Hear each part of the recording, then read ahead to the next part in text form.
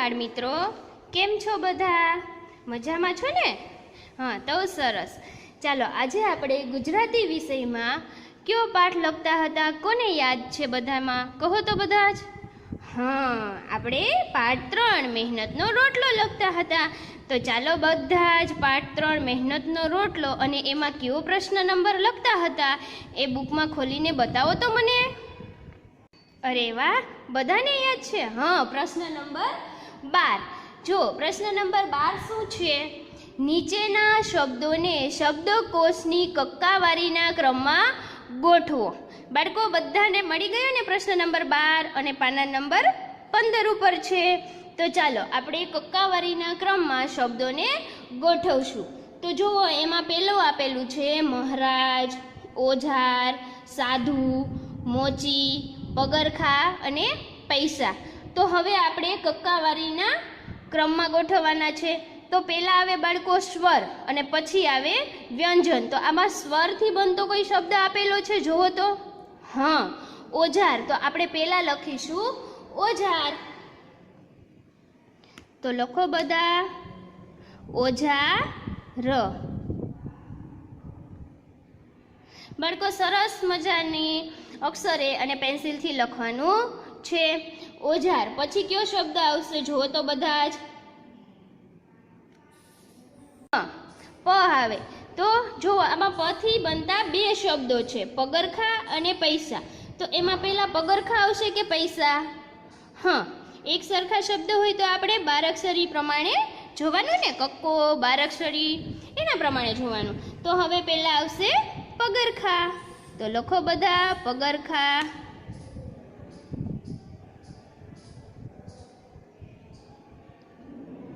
પછી આવશે પૈસા.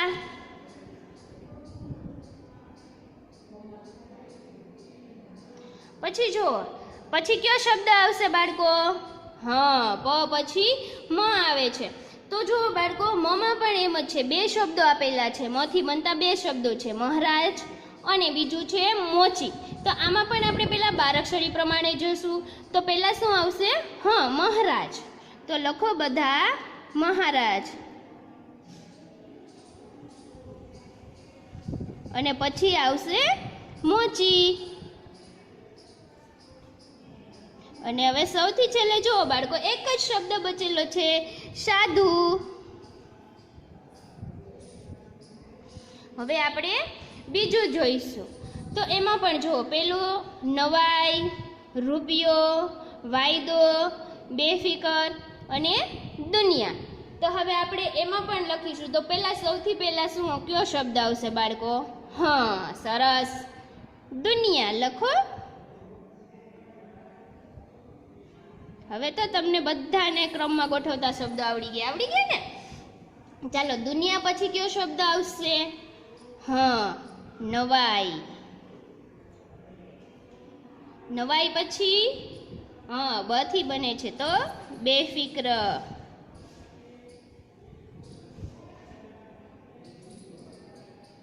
બેફિકર. પછી જુઓ, પછી કયો શબ્દ આવશે? રૂપિયો કે વાયદો? હા, રૂપિયો, કેમ કે એ ર છે તો ર પહેલા આવે. તો લખો રૂપિયો. અને પછી વાયદો. બાળકો, પ્રશ્ન 12 અહીંયા પૂર્ણ થઈ ગયો. હવે આપણે પ્રશ્ન નંબર 13 લખીશું. જો 13 શું છે? નીચેના શબ્દ સમૂહો માટે એક શબ્દ આપો. તો આપણે અહીંયા એક શબ્દ લખવાનો છે. એમાં પહેલું છે પગનું રક્ષણ કરનાર. એટલે શું થશે? હા, પગરખા. લખો બધા જ પગરખા.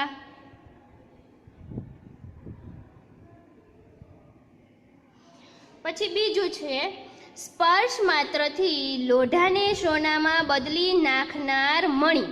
એટલે કઈ મણી થશે બાળકો? આપણે જો સાધુએ પોતાની જોડીમાંથી એક મણી કાઢી હતી બહાર, ઓજારને સોનાના બનાવવા માટે. એ મણી કઈ હતી? હા, પારસ મણી. લખો બધા.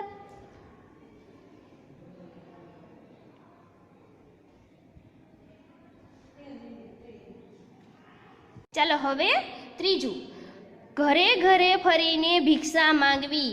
એટલે હા, માધુ કરી.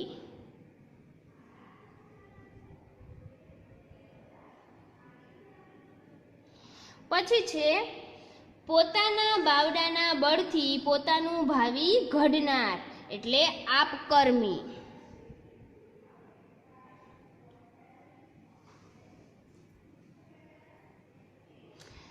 હવે બાળકો જુઓ પ્રશ્ન નંબર 14. શું આપેલું છે પ્રશ્ન? યોગ્ય વિરામ ચિહ્નો મૂકી નીચેના વાક્યો ફરી લખો. તો બાળકો અહીંયા આપણે આ 14મા પ્રશ્નની અંદર આપણે પ્રશ્ન છે ત્યાં આપણે યોગ્ય વિરામ ચિહ્ન એટલે કે પૂર્ણ વિરામ, અલ્પ વિરામ મૂકીને વાક્યો લખવાના છે.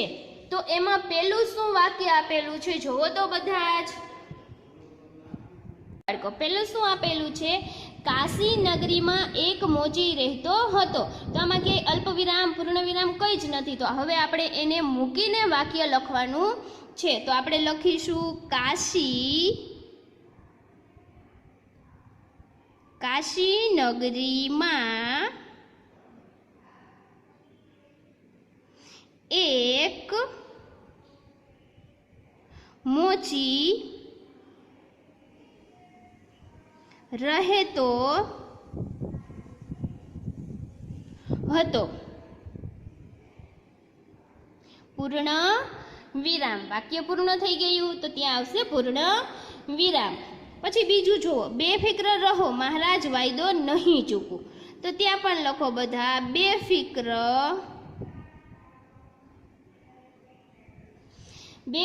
રહો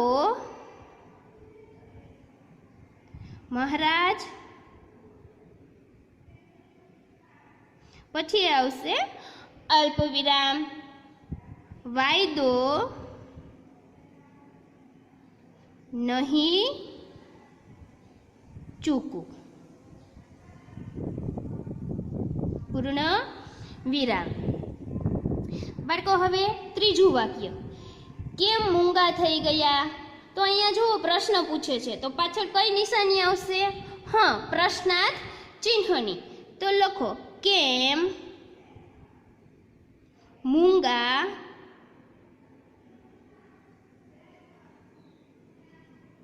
થઈ ગયા, પ્રશ્નાર્થ ચિહ્ન. પછી ચોથું છે બાળકો, આવું મફતનું સોનું શું કરવું છે? તો આ પણ એક પ્રશ્ન છે. તો આપણે ત્યાં પણ પાછળ કઈ નિશાની આવશે? પ્રશ્નાર્થ ચિહ્નની. તો લખીએ બધા આવું મફતનું સોનું શું કરવું છે? જો આવું મફતનું સોનું શું કરવું છે? હવે પાંચમું છે, જોયું તો ઓજાર બધા સોનાના. તો હવે આ આશ્ચર્યથી કહે છે, પાછળ શું આવશે? ઉદ્ગાર ચિહ્ન. ચાલો આપણે લખીએ, જોયું તો ઓજાર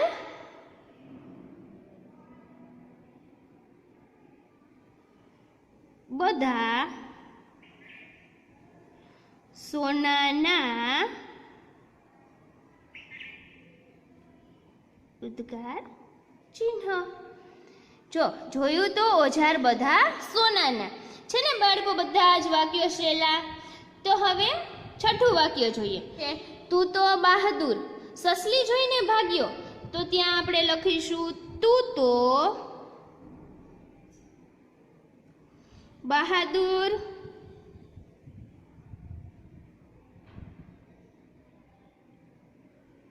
સસલી જોઈને ભાગ્યો.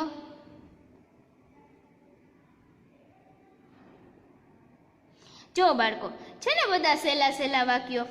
તો હવે આ વાક્યો છે એમાં બાળકો 6 વાક્ય લખ્યા ને સરસ મજાના. હવે 7, 8, 9, 10, 11, 12 અને 13 એ વાક્ય તમારે જાતે લખવાના છે. લખશો ને?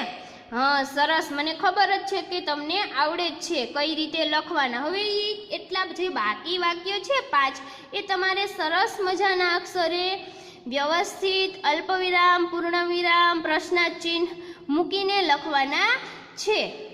બાળકો હવે આપણે લખીશું પ્રશ્ન નંબર 16. 15મો પ્રશ્ન છે એ મહેનતનો મહિમા લખાવતો 10-15 વાક્યોનો નિબંધ છે. એ સરસ તમારે વાંચવાનો છે. અને 16મો પ્રશ્ન છે એ આપણે લખીશું. જો એમાં પ્રશ્ન શું આપેલો છે બાળકો કે જો નીચેના પ્રશ્નોના માગ્યા મુજબ ઉત્તર લખો.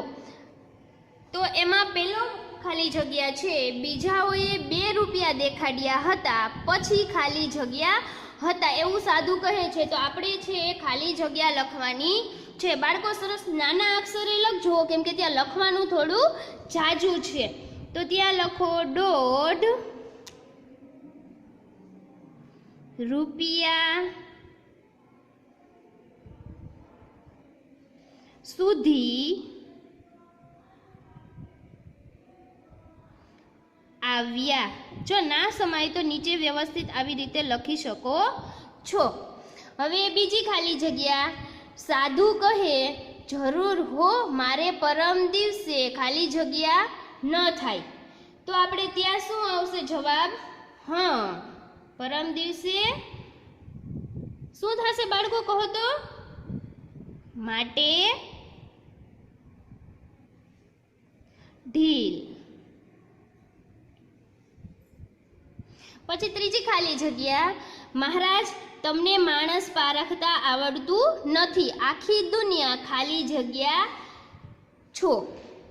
શું આવશે ત્યાં કહો તો બાળકો?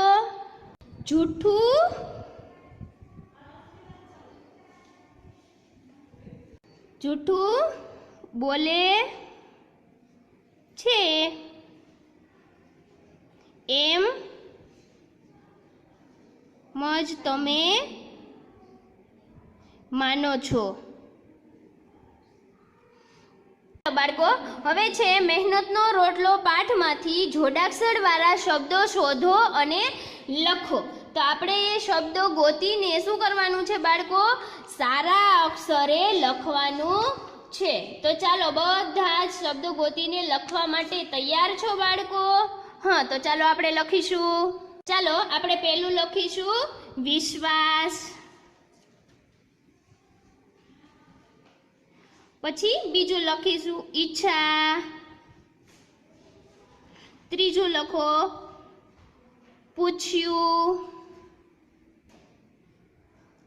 ચોથું લખીશું ઈશ્વર, પાંચમું બોલ્યા, છઠ્ઠું શું લખીએ બોલો બાળકો? હા, સિક્કો.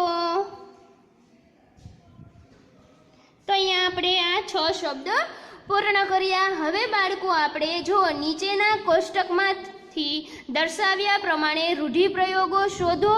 જે તે રૂઢિપ્રયોગોના અર્થ સામે તે રૂઢિપ્રયોગ લખો. તો પહેલાં આપણે જે બોક્સ આપેલું છે ત્યાં રૂઢિપ્રયોગ ઉપર સરસ લાઈન દોરીશું, એ પણ પેન્સિલ અને સ્કેલની મદદથી. ઓકે બાળકો, ચાલો તો આપણે ડ્રો કરવાનું ચાલુ કરીશું. બાળકો અહીંયા પેલું છે એ આપેલું છે કે પગ ઉપાડવો, ઝડપથી ચાલવું, અને પગ ઉપાડવો ઉપર લાઈન દોરેલી છે. તો હવે આપણે છે દુઃખી થવું. તો એનો આપણે શું કરવાનો છે? હા, રૂઢિપ્રયોગ શોધવાનો છે. દુઃખી થવું એટલે એનો અર્થ આપણે શું કરીએ? જીવ બાળવો. તો હવે આમાં જુઓ જી, આમાં ક્યાં લખેલું છે જીવ બાળવો એમ? હા સરસ, જુઓ અહીંયા છે ને જીવ બાળવો. તો આપણે ત્યાં સ્કેલથી વ્યવસ્થિત ડ્રો કરીશું.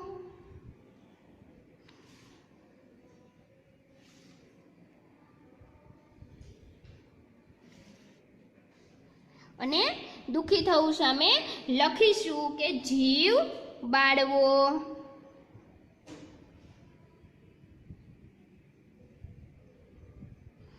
પછી છે બીજું, બેદરકારીથી બાજુમાં મૂકવું. એટલે શું થશે બાળકો? હા, ખૂણામાં નાખવું. તો જુઓ ઉપરથી ત્રીજી લાઈનમાં છે ને અહીંયા ખૂણામાં નાખવું, તો આપણે ત્યાં પણ સ્કેલથી સરસ દોરીશું. ખૂણામાં નાખવું અને સાથે સાથે લખતા પણ જાશું. તો ચાલો લખીએ બધા.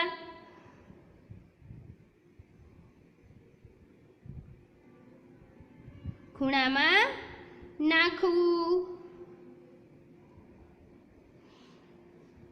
ચાલો બાળકો, પછી શું આપેલું છે ત્રીજું? જાત મહેનતથી. શું થશે બોલો તો રૂઢિપ્રયોગ એનો? હા, બાવડાના બળથી. જો બાળકો આપણે જીવ બાળવો લખ્યો એની નીચે જ આપેલું છે બાવડાના બળથી, તો ત્યાં પણ બધા લાઈન ડ્રો કરો. સ્કેલથી જ દોરવાની છે બાળકો. હા, ચાલો હવે લખીશું ને, બાવડાના બળથી.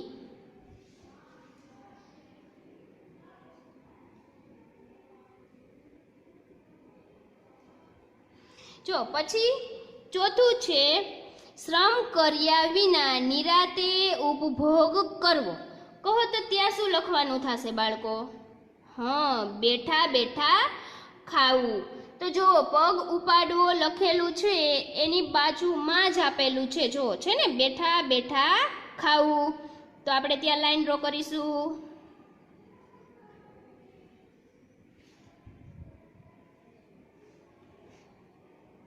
અને હવે લખીશું કે બેઠા બેઠા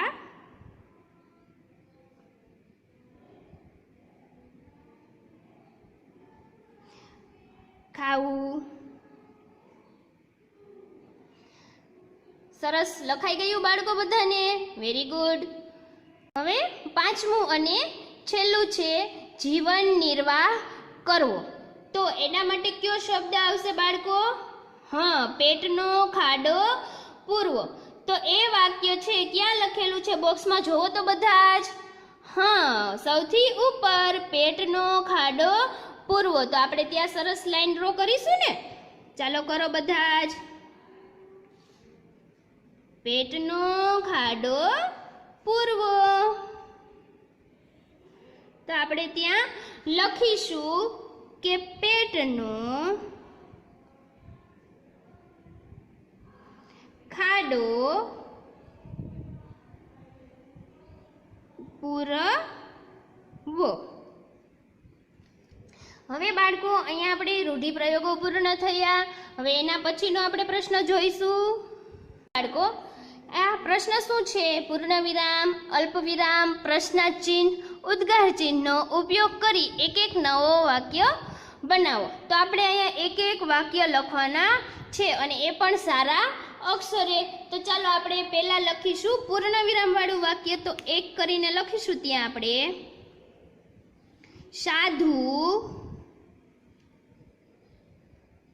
સાધુને નવાઈ લાગી. હવે બીજું આપણે વાક્ય લખીશું. તો બીજું વાક્ય છે એ આપણે કયું બનાવીશું કહો તો?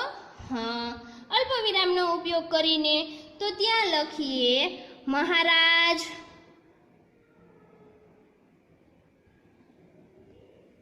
અલ્પ વિરામ તમને માણસ પારખતા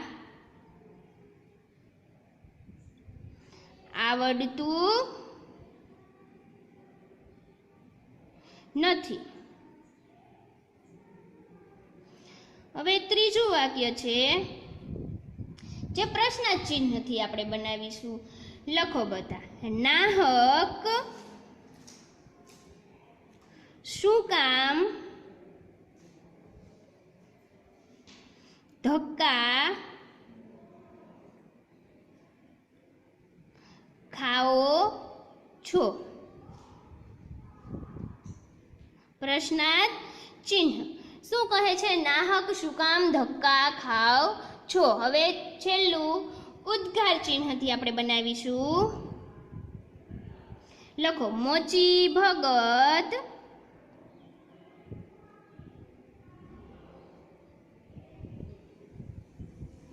અલ્પવિરામ સાચી વાત છે.